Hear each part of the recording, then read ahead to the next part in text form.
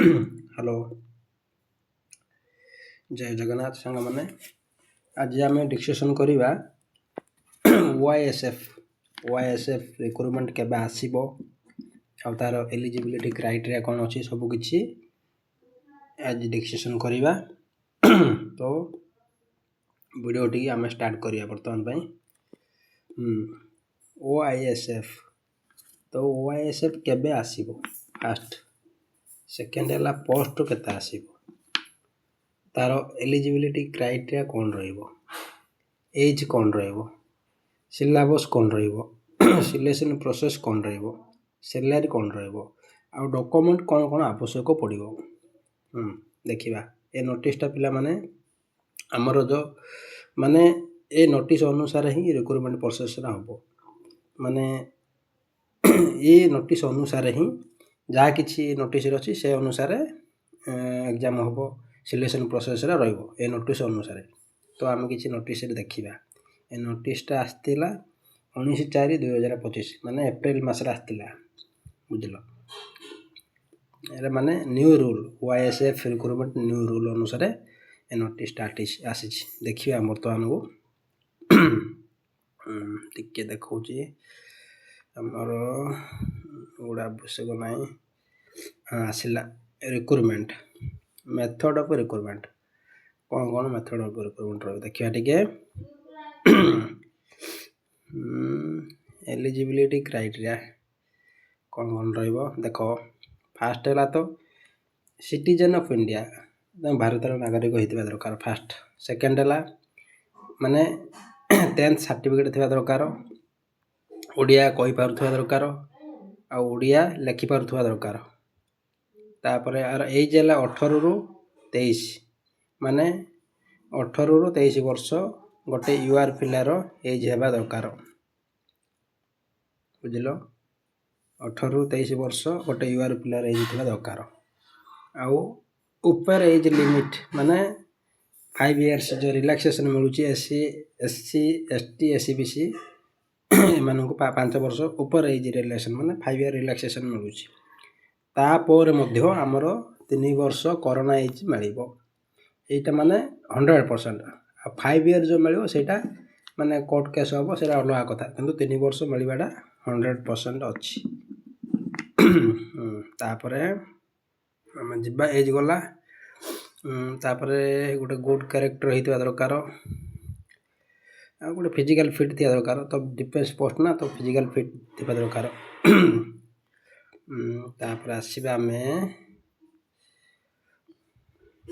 Main ପାର୍ଟକୁ ଆସିବା। ଆମେ କ'ଣଟା ଆସିବା, ମେନ୍ ପାର୍ଟ ଆମେ ଆସିବା ରିକ୍ରୁଟମେଣ୍ଟ ପ୍ରୋସେସ୍। ମେନ୍ ପାର୍ଟ ହେଲା ରିକ୍ରୁଟମେଣ୍ଟ ପ୍ରୋସେସ୍କୁ ଆମେ ଆସିବା। କ'ଣ ରହିବ ତା'ର ରିକ୍ରୁଟମେଣ୍ଟ ପ୍ରୋସେସ୍। ଫାଷ୍ଟରେ ଆମର ରହିବ ରିଟର୍ନ ଏକ୍ଜାମ୍, ତାପରେ ରହିବ ଫିଜିକାଲ୍ ମେଜରମେଣ୍ଟ ଟେଷ୍ଟ, PMT।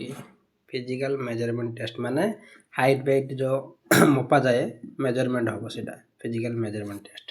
ତାପରେ ଫିଜିକାଲ୍ ଏଫିସିଏନ୍ସି ଟେଷ୍ଟ, ମାନେ ଯେଉଁ running, high jump, long jump, ଏଗୁଡ଼ାକ ଯେଉଁ ହେବ, ଏଗୁଡ଼ା ଫିଜିକାଲ୍ ଏଫିସିଏନ୍ସି ଟେଷ୍ଟ। ତାପରେ ଅପସନାଲ୍ ରହିବ ଡ୍ରାଇଭିଂ ଟେଷ୍ଟ, ସେଇଟା ଅପସନାଲ୍ ରହିବ, ମାନେ ଥିଲେ ହେବ, ନଥିଲେ ସେମିତି କିଛି ବାଧ୍ୟତା ନାହିଁ। ତାପରେ ଯିବା ଆମେ ରିଟର୍ନ ଟେଷ୍ଟ ବିଷୟରେ ଦେଖିବା। ରିଟର୍ନ ଟେଷ୍ଟ କ'ଣ ରହିବ ନା 100 ମାର୍କ ରହିବ। ତ ଟାଇମ୍ ରହିବ 2 ଘଣ୍ଟା, 120 ମିନିଟ୍ ରହିବ ଟାଇମ୍। କ'ଣ ଆସିବ ସେଇଟା ଆମର ଅଫଲାଇନ୍ ମଧ୍ୟ ହେଇପାରେ, ଅନଲାଇନ୍ ମଧ୍ୟ ହେଇପାରେ। OMR ମୋଡ଼ରେ ମାନେ ଅଫଲାଇନ୍ ହେଇପାରେ, CBT କମ୍ପ୍ୟୁଟର ବେସ୍ ଟେଷ୍ଟ ଯେଉଁ ହେଇପାରେ, ଅନଲାଇନ୍ ମଧ୍ୟ ହେଇପାରେ, ସେଇଟା ବୋର୍ଡ଼ ଉପରେ ଡିପେଣ୍ଡ କରିବ। ତାପରେ ଆମେ ଆସିବା ମାନେ ସିଲାବସ୍, ତ 100 ମାର୍କ କ'ଣ ଆସିବ। ଏଇ 100 ମାର୍କ 7 ପାର୍ଟରେ ଆସିବ, ବୁଝିଲ ନାଇଁ। ଗୋଟେ ହେଲା ଆମର ଫାଷ୍ଟ ହେଲା ଆମର ଓଡ଼ିଆ ଲାଙ୍ଗୁଏଜ୍ ଆସିବ, ତାପରେ ଇଂରାଜୀ ଲାଙ୍ଗୁଏଜ୍ ଆସିବ, ତାପରେ ଆମର ମ୍ୟାଥ୍ ଆସିବ, ଜେନେରାଲ୍ ନଲେଜ୍ ଆସିବ, ସିଚୁଏସନାଲ୍ ଆୱାରନେସ୍ ଆସିବ, ଲଜିକାଲ୍ ରିଜନିଂ ଆସିବ, ବେସିକ୍ କମ୍ପ୍ୟୁଟର ନଲେଜ୍, ଏଗୁଡ଼ାକ ଆସିବ। ହାଇ ସ୍କୁଲ୍ ଷ୍ଟାଣ୍ଡାର୍ଡ଼ ମାନେ मैट्रिक लेवल क्वेश्चन आसीबो। तापर एथिरे नेगेटिव मार्क रहिबो 0.25 माने 0.25 माने 1/4 तो चारोटा क्वेश्चन भूल कले 1 मार्क कटिबो बुझिपारलो। तापरे जो एग्जाम हबो एथिरे इंग्राजी आ ओडिया बोथ लैंग्वेज रे आसीबो। जो एग्जाम देबे दीटा लैंग्वेज थिबो, गोटे ओडिया लैंग्वेज थिबो आ इंग्लिश लैंग्वेज थिबो, माने तमे जा भी पढ़ी बुझी की आंसर करि परिबो, बोथ लैंग्वेज रे आसीबो।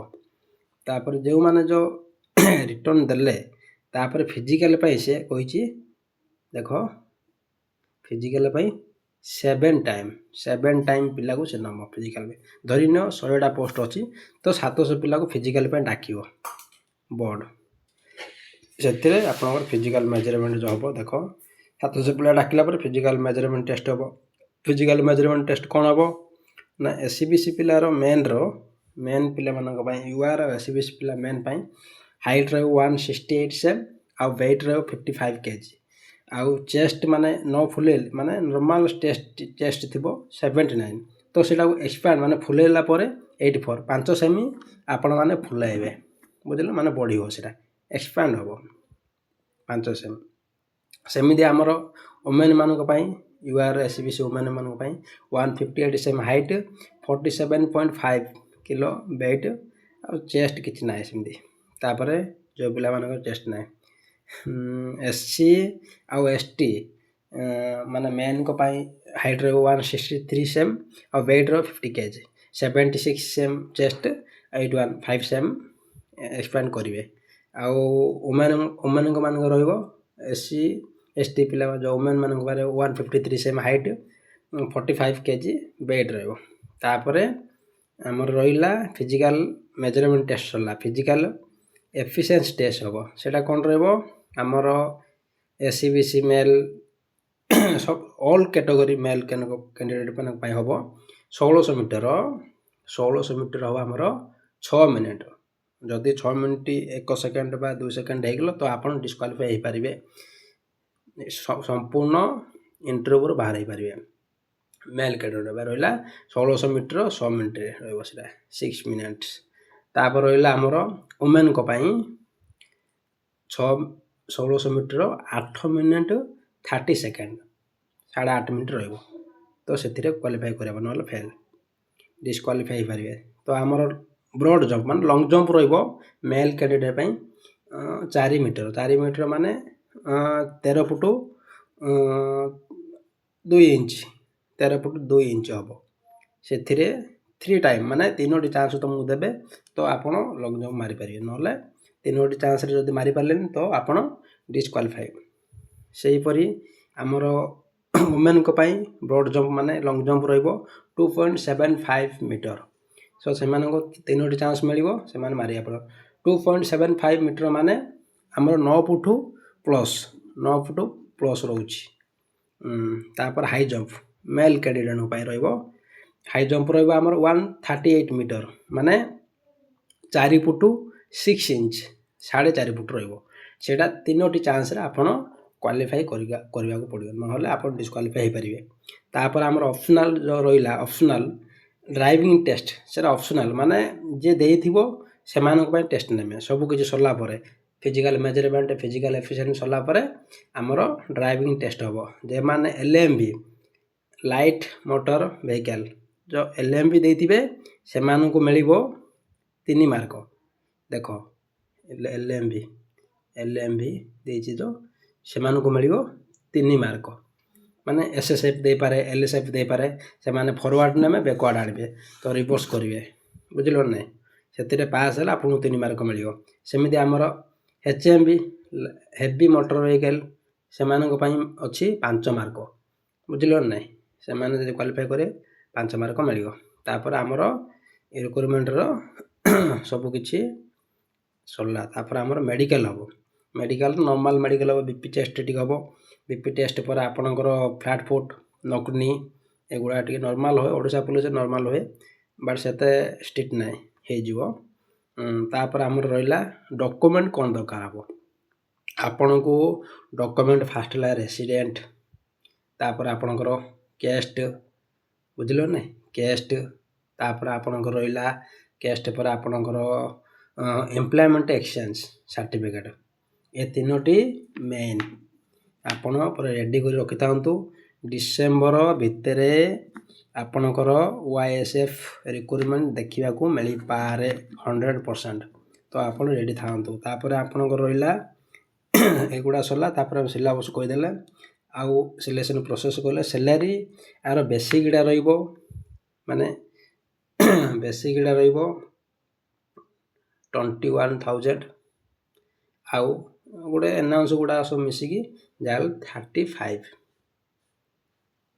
माने 35K बुझिल 35K आपणकर सैलरी आसीजिवो आउ एइथबे लागू गले तार अलग एनाउंस हबो से 50 पळाइबो बुझिल नै 50,000 प्लस पळाइबो सेटा जे एइथबे लागू होला परे ए छाडो हम किछ नै एतिकी रहिला हमर जय जगन्नाथ चैनल टी जदि वीडियो टी भल लागी चैनल टी सब्सक्राइब करके लाइक शेयर करंतु आ नेक्स्ट वीडियो मतो आपण कमेंट अनुसार आमे जय जगन्नाथ।